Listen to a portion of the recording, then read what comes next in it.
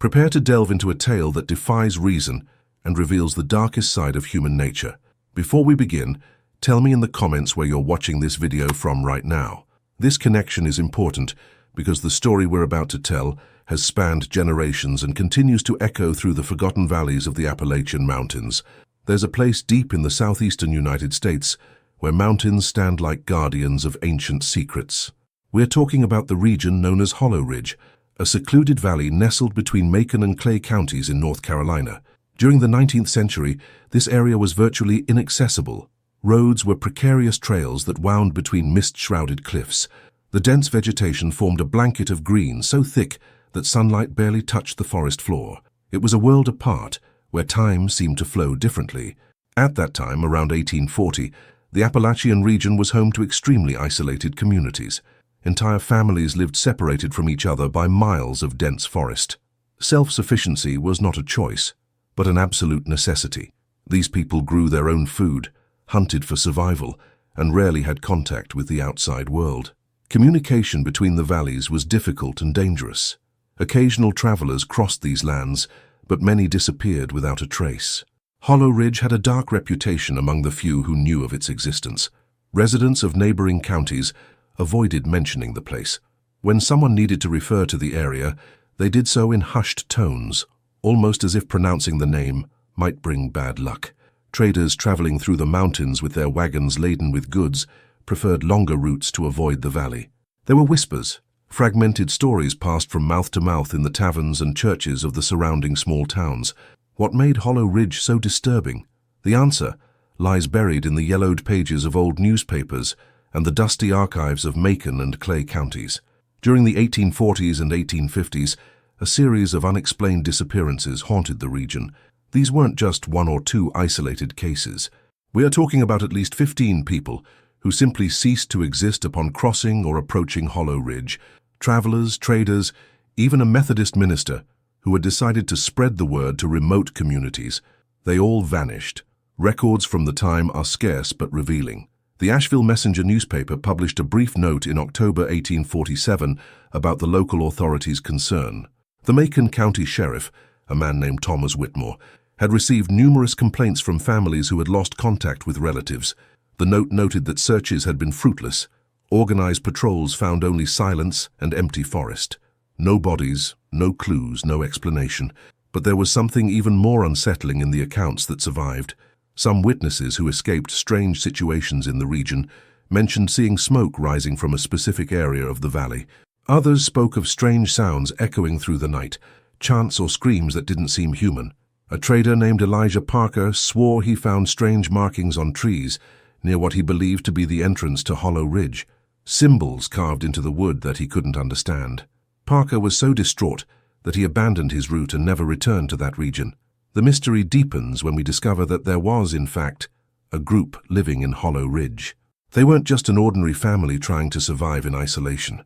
The few accounts that have survived speak of a clan, a closed community that followed its own rules and rituals. They had no interest in contact with the outside world.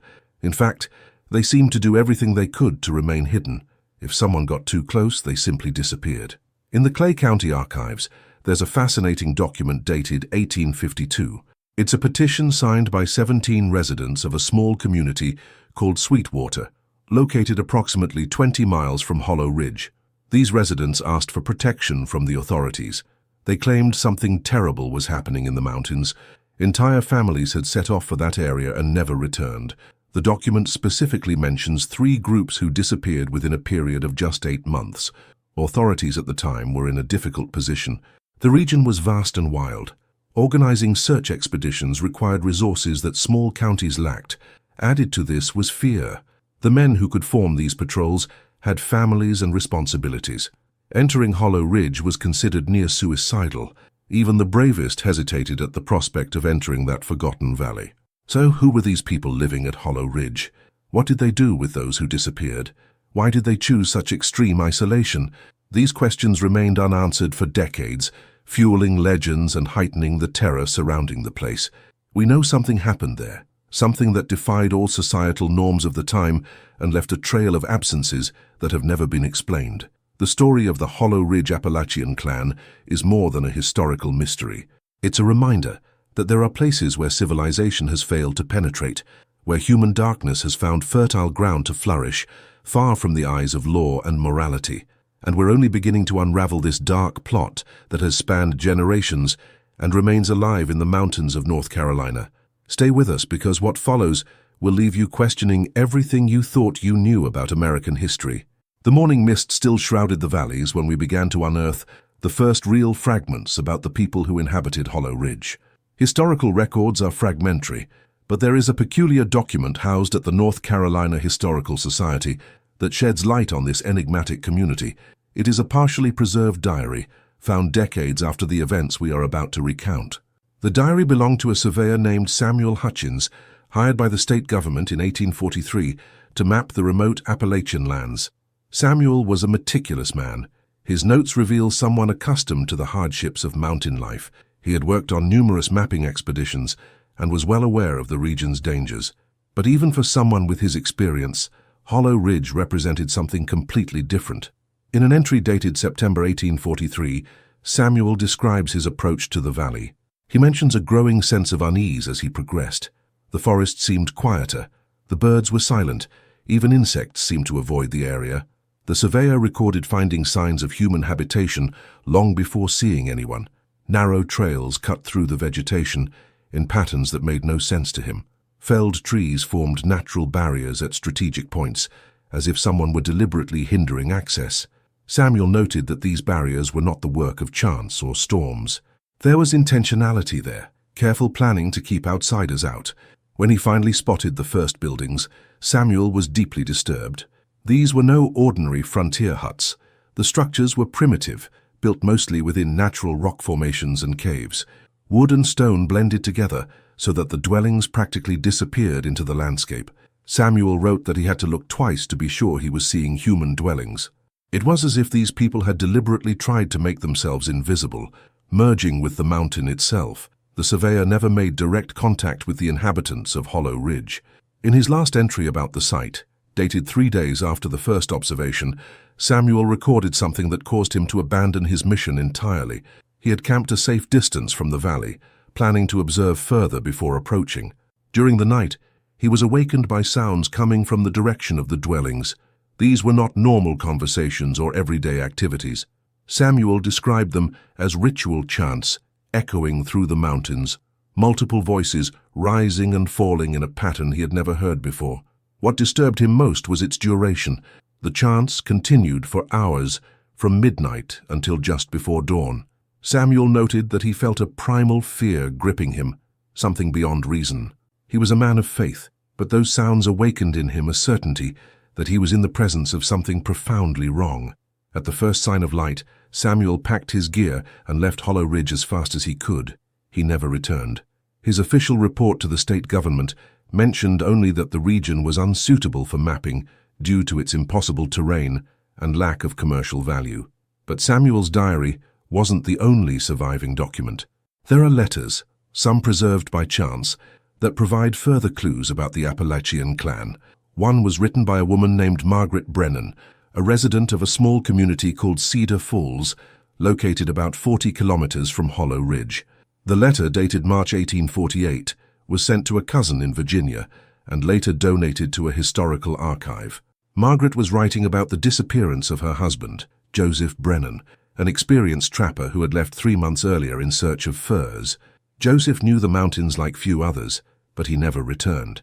In the letter, Margaret mentions rumors circulating among local residents. They spoke of an ancient family living deep within Hollow Ridge, descendants of settlers who had arrived in the region long before the formation of the present-day counties. These settlers had deliberately separated themselves from society, rejecting the laws and customs of the outside world. Rumors suggested that this family had grown over generations, becoming a clan with its own codes and practices. Margaret wrote that the few who claimed to have seen members of this clan described them as ordinary-looking, but with deeply disturbing behavior. They avoided eye contact, spoke in a nearly incomprehensible dialect, and displayed a quiet hostility toward strangers. Margaret's letter reveals her despair, but also her fear. She knew her husband was probably dead, but she was terrified to discover how or why. The official records become more interesting when we reach the year 1850. Sheriff Thomas Whitmore, whom we mentioned earlier, finally decided to act. The pressures on him had become unbearable. Families continued to lose loved ones. Traders refused to use routes near Hollow Ridge, hurting local commerce. Whitmore organized an expedition of 8 men, all deputies or volunteers with tracking experience. The expedition set out in June 1850. County records show that Whitmore requisitioned 10 days' worth of supplies. He brought weapons, food, camping equipment, and a young scribe named Daniel Foster, whose job it was to document everything they found.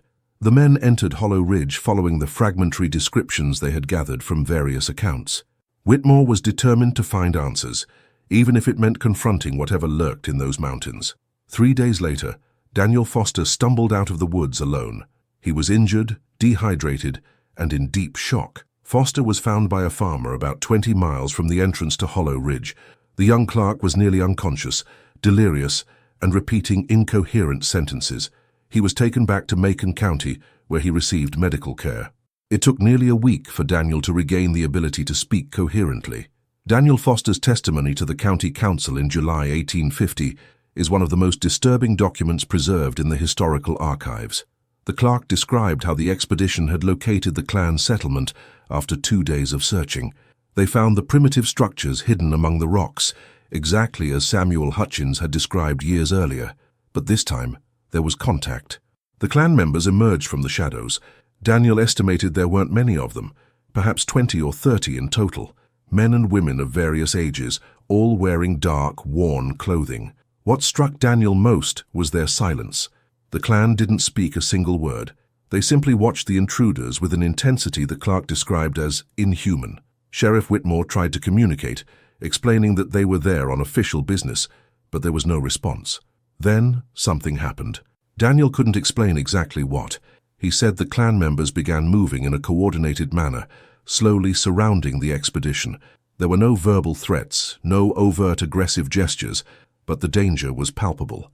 One of the deputies fired his gun into the air, trying to intimidate or warn. It was the fatal mistake. What followed was chaos. Daniel Foster only managed to escape because he was at the edge of the group when the confrontation began. He ran blindly through the forest, hearing screams behind him. He ran for hours aimlessly, just trying to get away. When he finally stopped, he was completely lost. It took him 2 more days to find his way back to civilization. The other 7 men on the expedition were never seen again.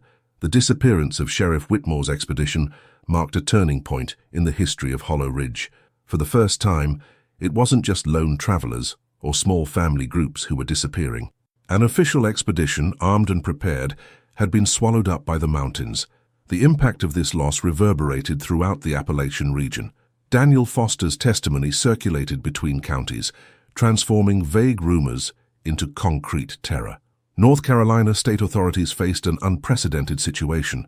7 men, including a respected sheriff, had disappeared under circumstances that defied any rational explanation. The governor at the time, Charles Manley, faced increasing pressure to take drastic action. Correspondence preserved in state archives reveals his hesitation. Organizing a military operation in the mountains would require substantial resources and could result in more deaths. Furthermore, there was the complicated legal question of how to proceed against a group that had technically committed no provable crimes. Daniel Foster never fully recovered from the trauma. The young clerk developed severe mental health problems after his experience at Hollow Ridge. Macon County Hospital records show that he was hospitalized several times over the following years, suffering from recurring nightmares and panic episodes. In his lucid moments, Daniel insisted he had seen something else in that valley, something his conscious mind refused to fully process.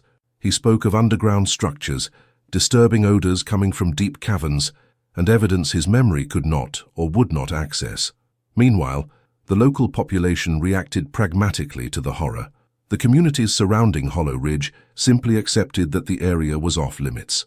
Invisible fences were erected. Trade routes were permanently diverted.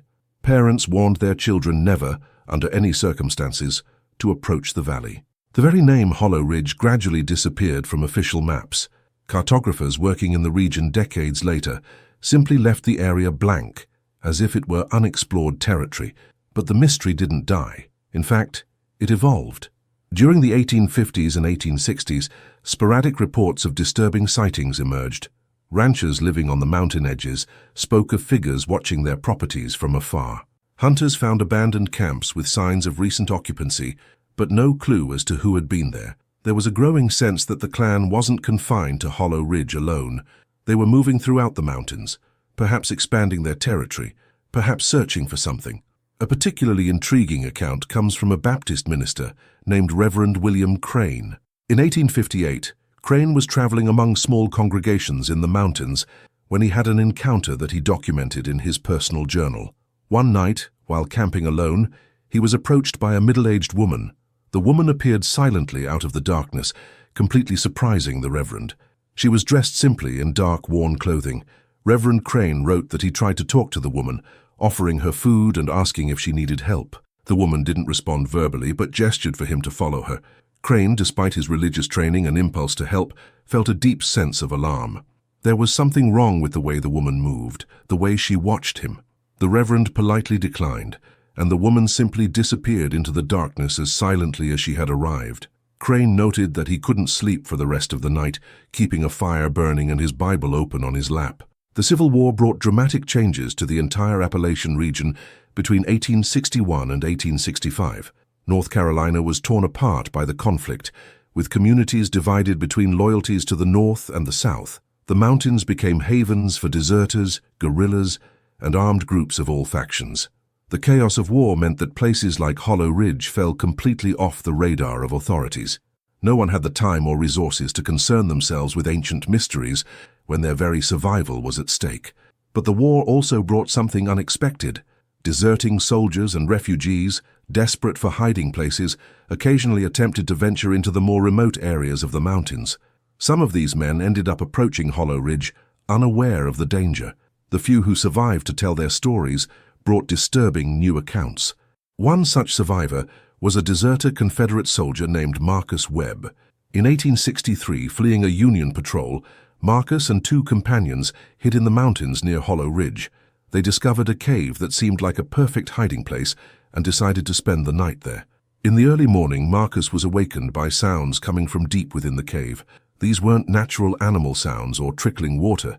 They were human voices, distant but distinct, echoing through the rock. Marcus woke his companions, and the three decided to investigate. Carrying makeshift torches, they ventured deeper into the cave. What they found filled them with terror.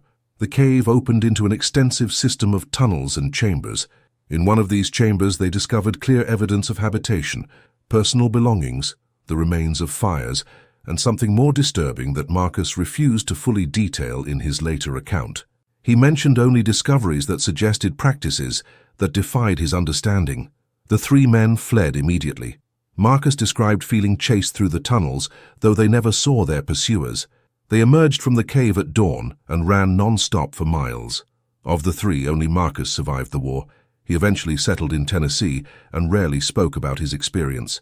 The account we have comes from an interview he gave to a local historian in 1890, nearly 3 decades after the events. The end of the Civil War in 1865 brought no answers about Hollow Ridge. In fact, the region entered an even darker period. Reconstruction brought its own challenges to North Carolina. Local government struggled to re-establish order and authority. The mountains remained largely lawless, the territory of marginalized groups and isolated communities. Hollow Ridge remained a whispered name, a place to be avoided, but no one had the capacity or will to confront whatever lived there. During the 1870s and 1880s, industrialization began to reach the Appalachians. Logging and mining companies began exploiting the mountain's natural riches. This meant that previously untouched areas were gradually mapped and occupied. Workers from these companies occasionally reported strange encounters in the most remote regions. Camps were looted at night. Equipment disappeared. Some workers simply never returned from their forays into the deepest reaches of the forest. A particularly revealing document comes from the archives of the Carolina Mountain Timber Company, a company that operated in the region between 1878 and 1885. The operations supervisor, a man named Henry Blackwood, kept detailed incident records. In 1881, Blackwood noted that 3 of his best lumberjacks had disappeared in an area he described as near an unnamed valley, likely Hollow Ridge. A search was organized, but nothing was found except abandoned tools. What makes Blackwood's document especially interesting is a side note he added months later.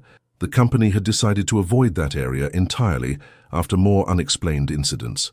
Blackwood wrote that the local workers, men who had grown up in the mountains, adamantly refused to work in that particular region. They spoke of an ancient curse, of a clan that protected its territory with lethal ferocity. The company found it more practical to simply explore other areas.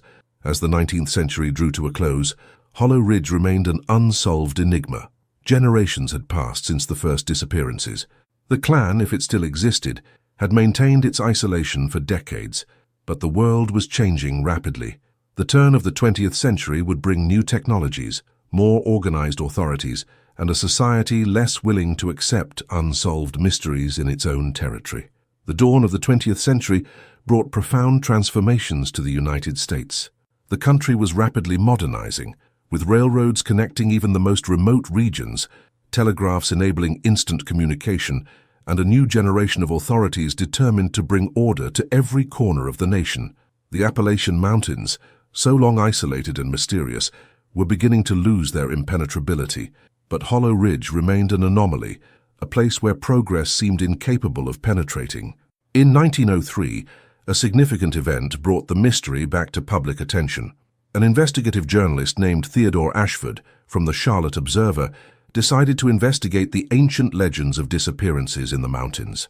Theodore was known for his meticulous work and his courage in exploring stories that others considered dangerous or impossible. He had covered political scandals, investigated criminal operations, and established himself as one of North Carolina's most respected journalists.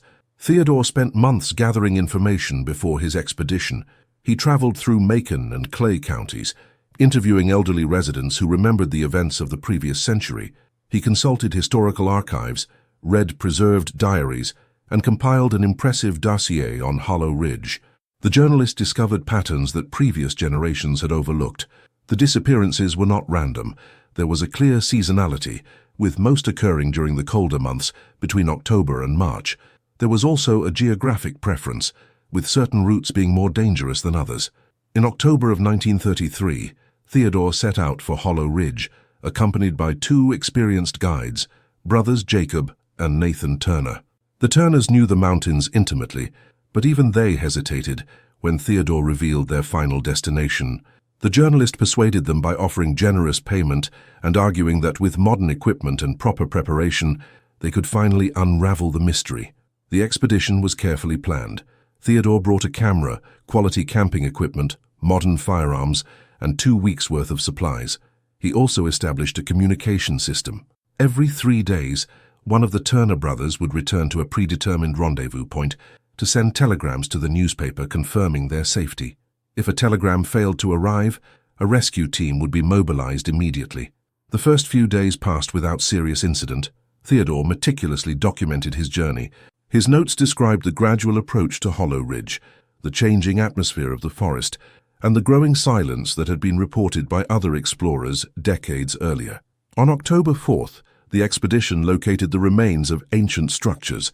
These were the primitive dwellings described in previous accounts, now abandoned and overgrown. Theodore photographed everything. His images, some of which have survived to this day, show buildings curiously integrated into the rock formations. The journalist noted unique architectural details and construction techniques that didn't match the region's standards. It was as if the builders had specialized knowledge about how to live hidden within the landscape. The structures were nearly invisible, unless you knew exactly where to look. But most disturbing was what Theodore found inside these abandoned structures. He described personal belongings left behind, clothes, utensils, rudimentary tools. Everything was covered in dust and cobwebs, suggesting years of abandonment. But there was something strange. The objects were too organized, arranged in a way that suggested a planned departure, not a desperate escape. It was as if the inhabitants had simply decided to leave, taking only the essentials. Jacob Turner made a disturbing discovery in one of the larger structures. He found a handwritten diary, its pages yellowed and fragile. The diary was in English, but the writing style was ancient and difficult to decipher. Theodore spent hours working on the translation. What he could read suggested the author was a member of the clan, someone educated enough to write, but living deliberately apart from society. The entries described a life of complete isolation, self-sufficiency, and unique cultural practices that the author did not fully detail. One particular entry deeply disturbed Theodore. Dated 1887, the author wrote about a decision made by the clan elders. They had determined that their current settlement was no longer safe. The outside world was drawing too close. It was time to migrate deeper into the mountains, to places where no one would ever find them. The entry ended abruptly without explaining where they were going or whether the migration had been successful. This discovery completely changed Theodore's understanding of the mystery. The clan hadn't been destroyed or disbanded. They had simply moved on, likely continuing their secluded lifestyle in an even more remote location. This meant they could still be out there, somewhere in the vast expanses of the Appalachian Mountains. On the 10th day of the expedition, something happened that validated Theodore's worst fears. Nathan Turner, who had gone out to hunt for additional provisions, returned to camp in a state of agitation. He swore he saw movement in the forest, figures watching from afar. Nathan was a pragmatic man, not given to fantasies or irrational fears. If he was frightened, he had reason to be. The expedition decided to establish a night watch. They kept campfires burning and took turns observing. For 2 nights, nothing happened. But on the 3rd night, Theodore was on watch when he noticed something disturbing. The forest around them had fallen completely silent. There were no sounds of nocturnal animals, no wind in the trees, nothing. And then he saw it. At the edges of the firelight, partially hidden by the shadows, stood human figures. Theodore counted at least 6, perhaps more. They didn't move, just watched. The journalist woke the Turner brothers silently. The 3 men stood paralyzed, unsure how to react. Making aggressive moves could trigger a confrontation they couldn't win, but remaining passive was equally terrifying. The figures remained there for an indeterminate amount of time, perhaps minutes, perhaps hours. Theodore completely lost track of time. Eventually, without any apparent sign or communication, the figures simply disappeared into the darkness. The 3 men remained awake until dawn, weapons in hand, waiting for an attack that never came. At the first sign of light, the expedition quickly packed their belongings and began the return journey. Theodore had achieved what he came for, evidence that the clan truly existed and was still active in the mountains.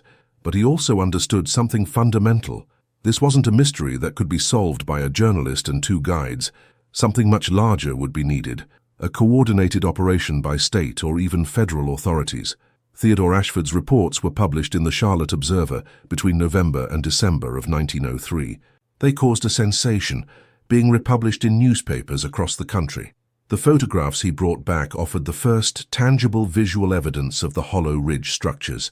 The diary, he found, was studied by historians and linguists, who confirmed its authenticity and estimated its age. But despite public interest, authorities reacted cautiously. North Carolina's governor at the time, Charles Aycock, faced complex political pressures. Organizing a military expedition into the mountains could result in deaths and create an incident that would tarnish his administration. Furthermore, there was the fundamental legal question of what crime was being investigated. Historical disappearances without bodies or concrete evidence provided no solid legal basis for government action. Authorities' inaction following Theodore Ashford's revelations generated deep frustration among the communities living in the shadow of the mountains. The reports had brought national attention to a problem local residents had faced for decades, but this attention failed to translate into real protection. Families who had lost loved ones over the years felt abandoned once again. The mystery of Hollow Ridge remained not only unsolved, but seemingly impossible to solve within the confines of the law and government bureaucracy. During the following years, between 1944 and 1910, the region experienced a period of relative calm. The disappearances that had plagued previous generations decreased dramatically. This led some to speculate that the clan had finally dissolved or migrated out of North Carolina altogether. Others argued that the publicity generated by Theodore's reporting had made the clan more cautious, more careful to avoid attention, but this calm was deceptive. What was really happening was a shift in behavior patterns. The clan had learned to be even more invisible, more strategic in its interactions with the outside world. Sporadic reports continued to arrive, but now they came from different areas. expanding the territory where strange occurrences were reported. It was as if the clan had fragmented into smaller groups, spreading across a much larger geographic area. In 1912, an unexpected development shed new light on the mystery.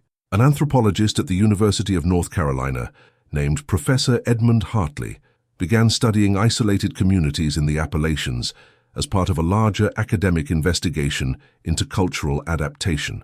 Hartley was a respected scholar, known for his methodical approach and sensitivity to marginalized communities. He wasn't initially interested in Hollow Ridge, but his research in other isolated areas led him to intriguing discoveries. During interviews with residents of remote communities, Hartley began hearing stories about a group they simply called the Silent Ones. This name reflected the clan's most striking characteristic, their absolute refusal to communicate verbally with outsiders. The Silent Ones were described as people who occasionally appeared on the edges of small communities, never fully entering, merely observing from afar. They occasionally exchanged goods, leaving furs or medicinal herbs at specific locations, and returning later to collect whatever was left in return, usually salt, cloth, or metal tools. Hartley was fascinated by these accounts. He recognized that he was dealing with a unique anthropological phenomenon, a group that had maintained complete cultural isolation for multiple generations while still existing within the borders of a modern, industrialized country. The professor began systematically documenting each account, creating a detailed map of sightings and interactions over decades. What emerged from this mapping was surprising. The Silents were not confined to Hollow Ridge. They operated across an area that spanned parts of Macon, Clay, Cherokee, and Graham counties. There were clear patterns of seasonal movement, suggesting the group practiced a form of nomadism, following natural resources through the mountains. This explained why previous expeditions had found abandoned settlements. The clan had never been sedentary. They were permanent migrants, leaving few traces and constantly on the move. Hartley theorized that this nomadic lifestyle was precisely what had allowed the clan to survive for so long without detection. They had no fixed location that could be attacked or surrounded. They knew the mountains with an intimacy no outsider could match. And their mobility meant they were always one step ahead of any attempt to locate them. The professor published his findings in 1914 in an academic paper titled Extreme Cultural Isolation in the Southern Appalachian Mountains. The paper generated considerable debate in academic circles. Some of Hartley's colleagues questioned whether the clan actually existed or was simply a regional legend amplified by decades of repetition. Others argued that even if it did exist, the group had a right to isolation and should not be persecuted or studied against its will. But academic publication had unintended consequences. It attracted the attention of fortune seekers, adventurers, and the curious who saw the story as an opportunity for fame or profit. During 1915 and 1916, there was a notable increase in the number of people venturing into the remote mountain areas, all seeking to find the Silent Ones. Most of these amateur expeditions resulted in nothing but wasted time and resources, but some ended tragically. In March of 1916, a group of 5 men from Asheville set out on a self-funded expedition to find the clan. They brought camera equipment, hoping to capture images they could sell to national newspapers. The group entered the mountains near Graham County, following recent reports of sightings. 2 weeks later, only 2 of the 5 men emerged from the forest. They were in deplorable condition, malnourished and traumatized. The survivors told a disturbing story. The group had found clear signs of human habitation in a remote area. Following these clues, they eventually located what appeared to be a recently abandoned temporary camp. Against the advice of 2 group members, the other 3 decided to wait there, hoping the occupants would return. During the night, they were awakened by sounds around their camp. When they illuminated the area with flashlights, they saw multiple figures in the shadows. What happened next was confusing in the survivors' accounts. There was panic, people running in different directions, screams in the darkness. The 2 who escaped simply ran and didn't stop until they were far from the area. Searches organized by local authorities failed to find the 3 missing men, nor did they find the campsite the survivors had described. It was as if the forest itself had erased any evidence of what had happened. This incident finally forced authorities to take a firmer stance. The Graham County Sheriff issued public warnings against unauthorized expeditions into remote mountain areas. Signs were posted along main trails warning of the dangers, but these measures came too late to prevent another tragedy. In July of 1916, a family of recent settlers, the Morrisons, decided to establish a homestead on inexpensive land in the mountains near Clay County. The family consisted of James and Catherine Morrison, who had recently arrived from Pennsylvania in search of a new life. They built a modest cabin in a secluded clearing, approximately 15 miles from the nearest community. For the first few months, everything seemed fine. The Morrisons were hard-working and determined. James made occasional trips into town to sell produce from his small farm and buy supplies. But by October, his visits stopped. Concerned neighbors, after not seeing the family for more than 3 weeks, organized a group to check on the property. What they found left the local community in shock. The Morrisons' cabin was empty. There were no signs of a struggle or violence, but there was also no evidence of a planned departure. Personal belongings, food, even money had been left behind. It was as if the family had simply disappeared in the midst of their daily activities. The table was set for a meal that was never eaten. Clothes were hung out to dry. Everything suggested a sudden interruption of normal life. The sheriff organized the most extensive search to date. For a week, dozens of volunteers scoured the mountains surrounding the Morrison property. Sniffer dogs were brought in, but they lost all trace within a few miles of the cabin. There were no bodies, no clues, no explanation. The Morrison family had simply ceased to exist. This case received significant media attention. Newspapers from Charlotte, Raleigh, and even farther afield sent reporters to cover the story. Comparisons to the historic Hollow Ridge disappearances were inevitable. The public demanded answers. State authorities could no longer ignore the clear pattern of disappearances spanning more than 70 years. In November 1916, Governor Thomas Bickett announced the formation of a special task force to investigate the disappearances in the Appalachian Mountains.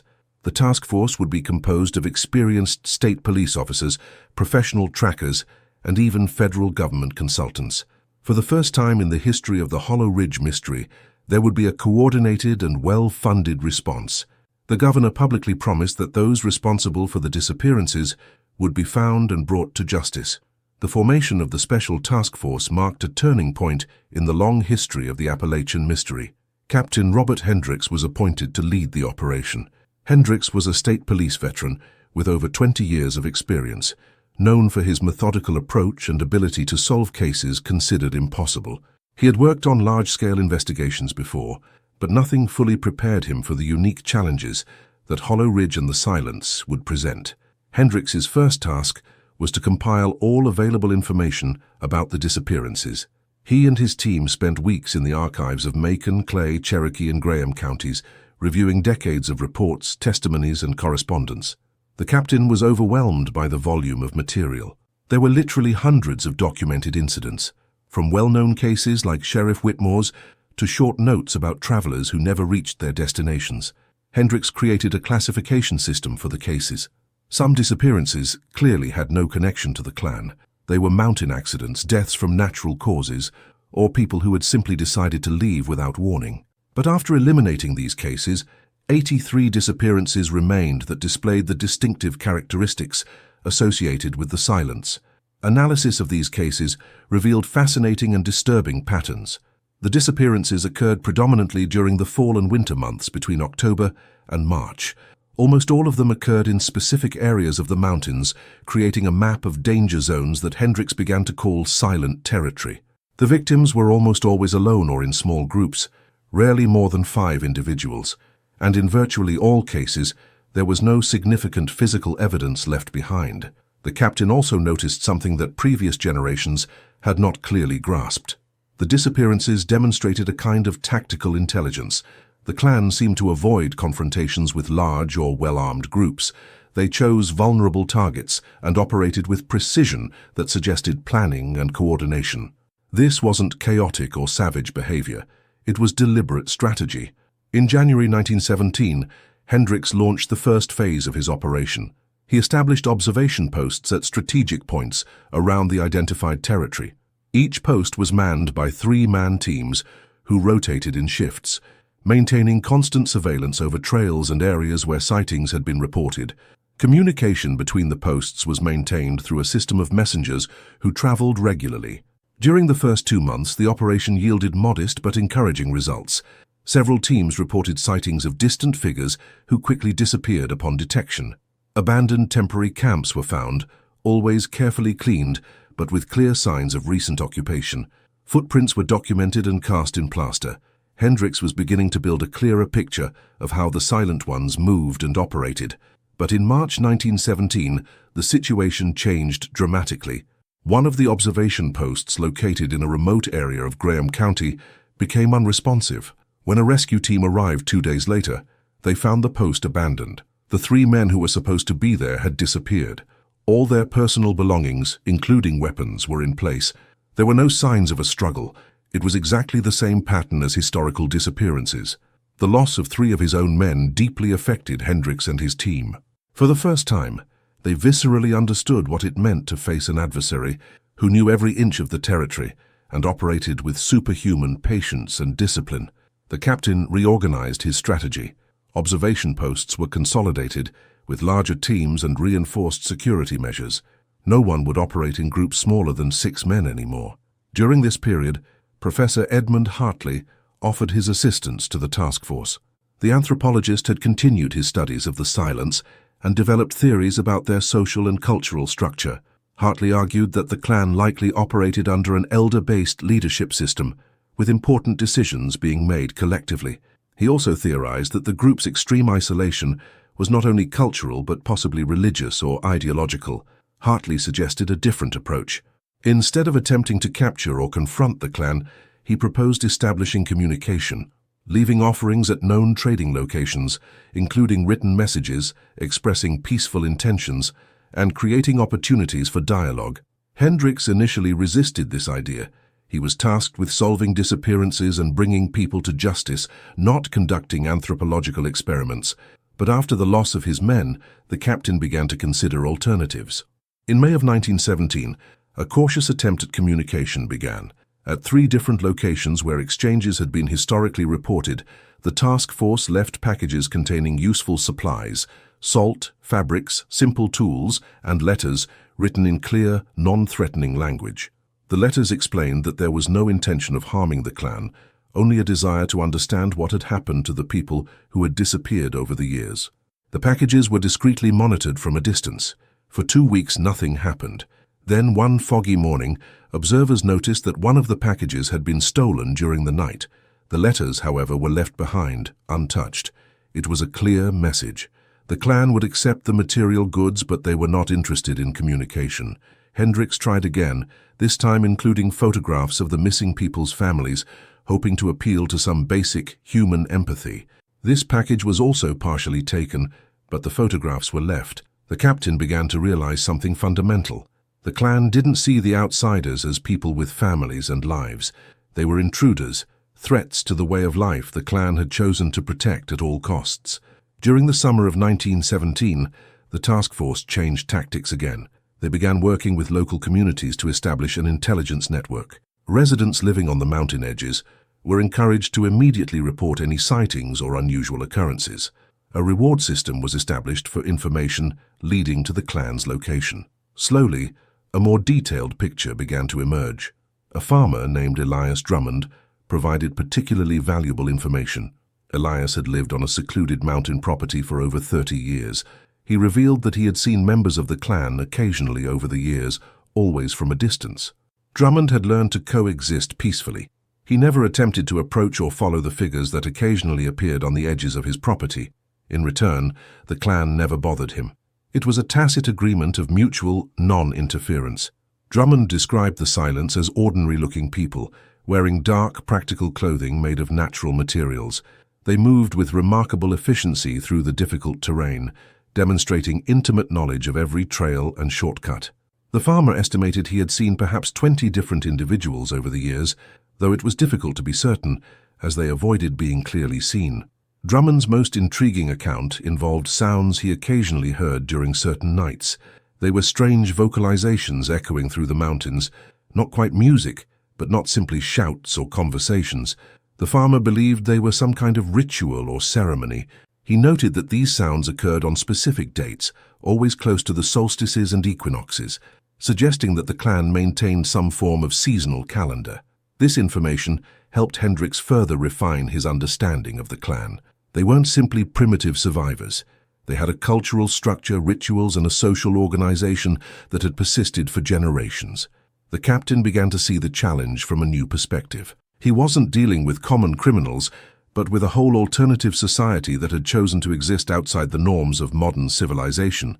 The autumn of 1917 brought unexpected changes to the investigation. The world beyond the Appalachian Mountains was in turmoil. The United States had entered World War I in April of that year, and resources previously available to Hendricks's task force began to be redirected to the war effort. Young, capable men were being recruited to serve overseas. The state government itself faced pressure to justify spending on an investigation that had yet to produce concrete results. Captain Hendricks felt the pressure mounting. He had devoted nearly a full year to the investigation, lost men, invested considerable resources, and was still far from solving the mystery. Governor Bickett, while still sympathetic, was beginning to question whether the operation should continue as it was. There was talk of significantly reducing the task force's scale, or even disbanding it altogether. It was at this critical moment that an unexpected clue emerged. A military courier traveling through the mountains to deliver official documents had a disturbing encounter. The soldier, a young man named Walter Price, was following a remote trail when he realized he was being watched. Unlike most people who simply fled in similar situations, Walter remained calm. His military training had taught him to methodically assess threats. Walter continued walking normally, but kept a keen eye on his surroundings. He noticed subtle movements in the vegetation, figures paralleling his progress, but keeping their distance. The soldier counted at least 4 distinct individuals. They made no attempt to hide completely, but they didn't approach either. It was as if they were simply ensuring he continued on his way and out of their territory. When Walter finally left the area and reached his destination, he immediately reported the incident to local authorities, who connected him with Hendricks's task force. The captain was captivated by the account. For the first time, he had heard someone who had maintained composure during an encounter and provided detailed observations. Walter described the impressive coordination between the observers, how they communicated through subtle hand signals, and how they seemed to know every detail of the terrain. Hendricks saw an opportunity. If the clan was willing to simply escort strangers out of their territory rather than vanish them, perhaps there were specific conditions under which they wouldn't attack. The captain began analyzing all the cases where people had reported sightings, but survived. He discovered an intriguing pattern. People who displayed no aggression, who continued on their way without attempting to follow or confront the silence, were generally left alone. This discovery completely transformed Hendricks's understanding of the disappearances. The clan was not predatory in the conventional sense. They didn't hunt people randomly, but they responded with extreme violence to certain specific actions, attempting to locate their settlements, following their tracks, establishing a permanent presence in their territory. All of these actions provoked disappearances. It was a defensive system, brutal but logical in its own twisted way. Armed with this new understanding, Hendricks proposed a radically different approach. Instead of attempting to capture or confront the clan, the task force would establish a perimeter around the silent's known territory. Warning signs would be posted. Regular patrols would keep civilians away. Essentially, the state of North Carolina would tacitly acknowledge the existence of an exclusion zone where the clan could live without interference, as long as the disappearances ceased. The proposal was controversial. Many argued that the government couldn't simply cede territory to the silence, especially without bringing those responsible for the historic disappearances to justice. Families who had lost loved ones over the decades demanded answers and accountability.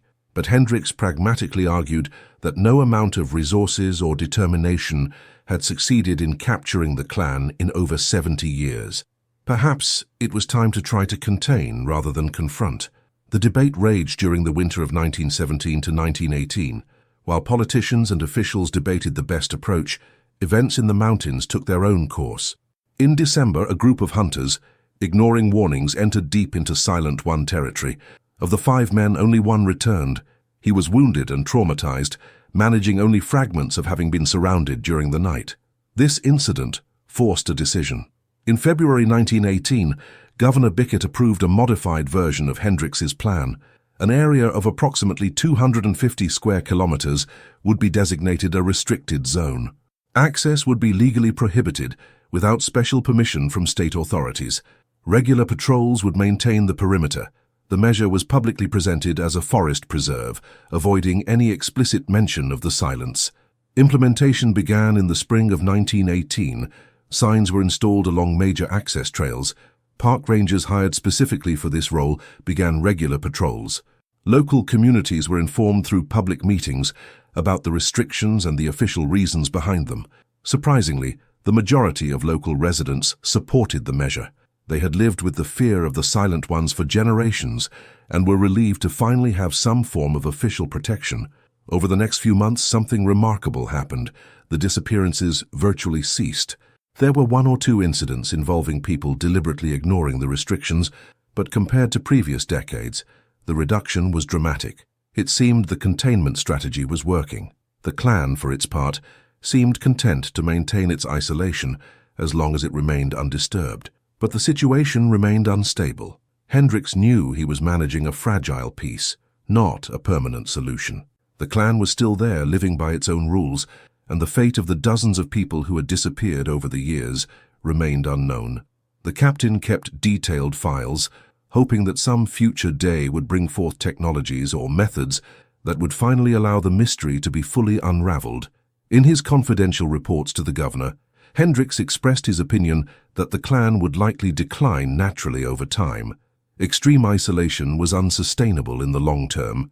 Eventually, younger members would seek contact with the outside world, or the population would simply dwindle until it was no longer viable.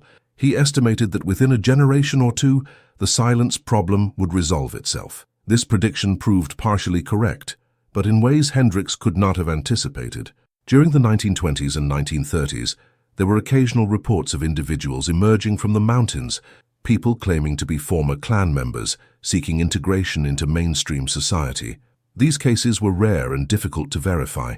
The individuals often had extreme difficulty adapting, many eventually disappearing back into the mountains. One such case was documented in 1926. A woman in her 30s appeared in a small town on the edge of the mountains. She didn't speak English fluently, using a strange dialect laced with words no one recognized. Social workers tried to help her, but she demonstrated an intense fear of closed spaces and large groups of people. After a few weeks in a local shelter, she simply disappeared one night, leaving behind only the clothes she had been given. These rare contacts suggested that the clan was undergoing internal changes. Perhaps there were divisions over maintaining absolute isolation. Perhaps the younger generations questioned their elders' choices, but without real communication, it was impossible to know for sure. What was clear was that the silence remained a persistent anomaly, a group that had managed to maintain its separation from modern society, even as that society expanded and modernized around them. The Great Depression of the 1930s brought new challenges. Resources to maintain patrols of the restricted zone dwindled significantly. People desperate for work or food occasionally entered the prohibited areas to hunt or forage for resources. Some returned with tales of distant sightings, others never returned. The fragile containment agreement was beginning to unravel. The 1940s brought radical transformations to the United States and the world. World War II mobilized the entire nation, directing virtually all human and material resources toward the war effort. The Appalachian Mountains, long isolated, suddenly became strategically important in unexpected ways. The federal government established military training camps in mountainous areas to prepare soldiers for combat in difficult terrain. This meant that for the first time in decades, there was a significant military presence in the regions near Silent One territory. The restricted zone established by Hendricks years earlier was technically maintained, but in practice surveillance had become sporadic. The rangers who used to patrol regularly had largely been conscripted into military service. The warning signs remained, but they were faded, and some had fallen down. It was only a matter of time before someone with sufficient authority decided that the area needed to be properly mapped and potentially utilized. In 1943, a significant incident occurred. A U.S. Army reconnaissance group, conducting navigation exercises in the mountains, inadvertently entered Silent One territory. The group consisted of 8 soldiers, led by a lieutenant named Richard Caldwell. They were equipped with modern maps, compasses, two-way radios, and standard military weapons. It was the best prepared and equipped group that had ever entered that area. For the first 2 days, The mission proceeded normally. The soldiers practiced navigation techniques, established camps, and regularly reported their position via radio. On the third day, their communications mentioned that they had encountered anomalous structures, primitive structures that did not appear on any map. Lieutenant Caldwell reported that they would investigate further. This was the last communication received. When the group failed to return within the expected time frame, a large-scale search operation was launched. Unlike previous civilian searches, this one involved substantial military resources. Helicopters, when available for domestic use, flew overhead. Search teams comprised of dozens of trained soldiers systematically scoured the mountains. The operation lasted 3 weeks. The results were disturbing. The soldiers found Caldwell's group's last campsite, but it was peculiarly abandoned. Equipment was neatly arranged, backpacks were stacked, weapons were leaning against trees. There were no signs of struggle or panic. The radio still worked, but no one was using them. It was as if the 8 men had simply gotten up and walked away, leaving everything behind. The ensuing military investigation was classified as confidential. Declassified documents decades later revealed that investigators were completely baffled. Theories of desertion were considered and dismissed. None of the men had motives or a history suggesting such behavior. Hypotheses of abduction by enemy forces were explored, but seemed absurd given the deep-sea location of the incident. The official conclusion listed the 8 men as missing in action, cause undetermined. But internally, some military officials began asking questions about the history of that particular area. Old files were reviewed. Hendrix's reports from 2 decades earlier were recovered and studied. For the first time, federal authorities took serious notice of the silent's existence. What had been treated as a local North Carolina problem suddenly became a matter of national security. In 1944, a classified meeting took place in Washington, D.C., involving representatives from the War Department, the North Carolina Governor's Office, and experts in anthropology and psychology. The goal was to determine how to deal with what was now officially recognized as an isolated hostile group operating within the United States.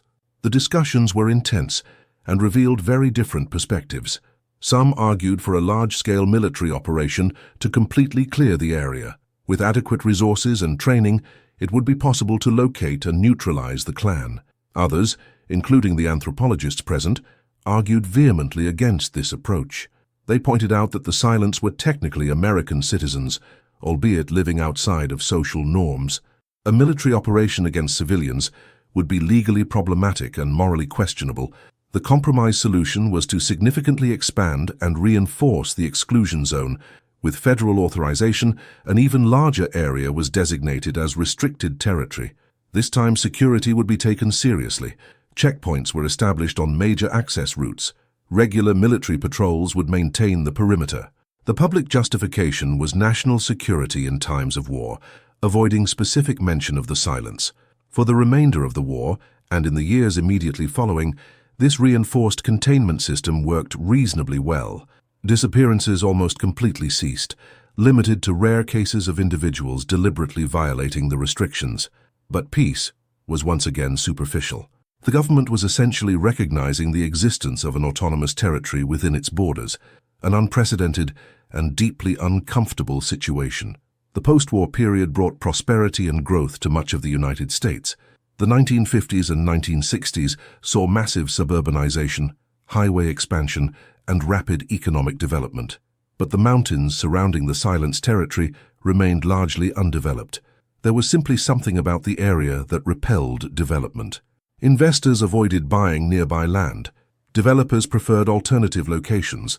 The place's dark reputation persisted.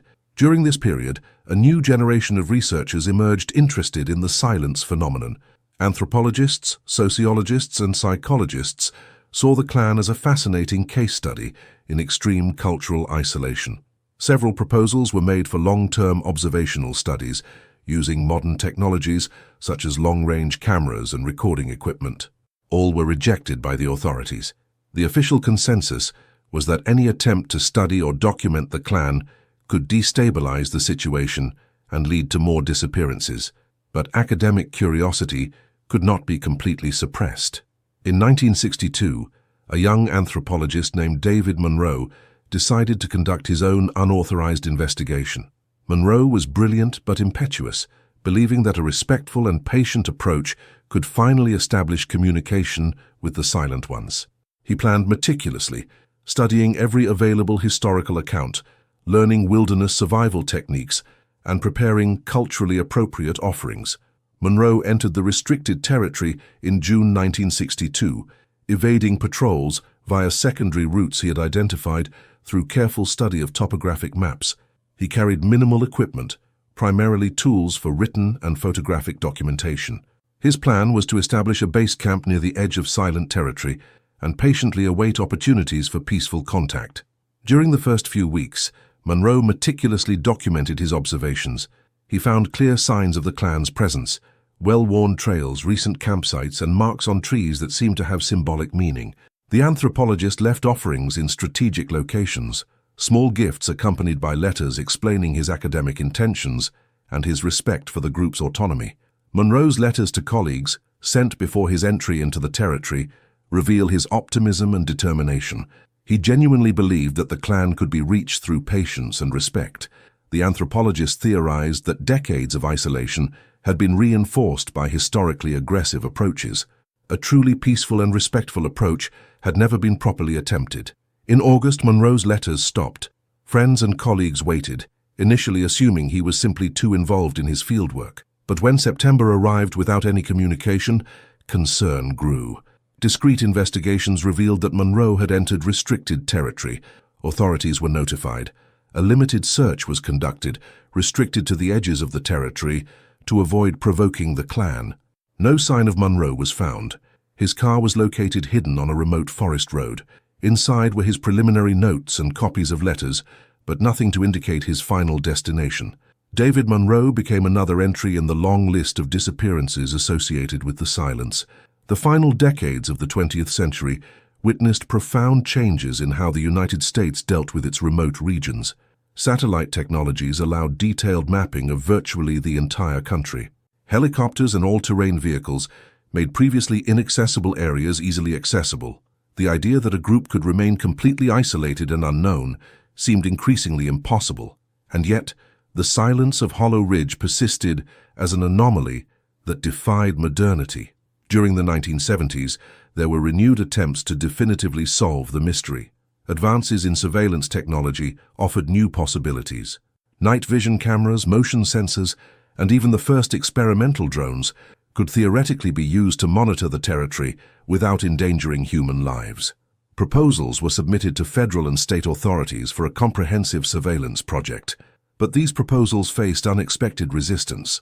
Civil rights groups argued that invasive monitoring of a group that clearly desired isolation constituted a violation of privacy and autonomy. Environmentalists worried that surveillance operations would disrupt the mountain's fragile ecosystem. And then there were pragmatists who pointed out that 80 years of attempts to solve the mystery had consistently failed. Perhaps it was time to simply accept that some questions would remain unanswered. In 1985, something extraordinary happened. An elderly woman appeared at a Macon County hospital, brought by farmers who had found her disoriented near a rural road. She was gravely ill, suffering from advanced pneumonia. During her treatment, it became clear that this woman was different. Her skin showed little sun exposure throughout her life. She spoke an archaic English mixed with a dialect that linguists had difficulty deciphering. And when asked about her origins, she mentioned the deep mountains. The doctors treating her discreetly notified the authorities. Researchers were brought in, but instructed to proceed with extreme caution and respect. The woman, who never revealed her full name, was initially terrified of the hospital environment. Gradually, with gentle and patient treatment, she began to trust her caregivers at least a little. In the few conversations she had before her death 3 weeks later, the woman provided fascinating snippets of information. She confirmed that she had been born and raised in what she simply called a mountain community. She described a life of total isolation, where knowledge of the outside world was transmitted only through stories from elders. She spoke of strict rules about contact with outsiders, instilled in her from childhood as a matter of survival. Most disturbing was what she revealed about those who disappeared over the years. She insisted that her people were not natural-born killers. They were defenders of a way of life they believed was constantly threatened by the outside world. When outsiders entered too deeply into the territory, When they threatened to uncover the sacred sites or the community's secrets, action was taken. She did not elaborate on what measures exactly, and the researchers, fearing to further traumatize her, did not press further. Before her death, the woman expressed relief at finally being out of the mountains. She had fled, risking severe punishment from her community because she could no longer bear the isolation and constant fear. She said there were others like her, especially among the younger generation, who questioned the path chosen by their elders. But social control within the community was absolute. Leaving was considered the ultimate betrayal.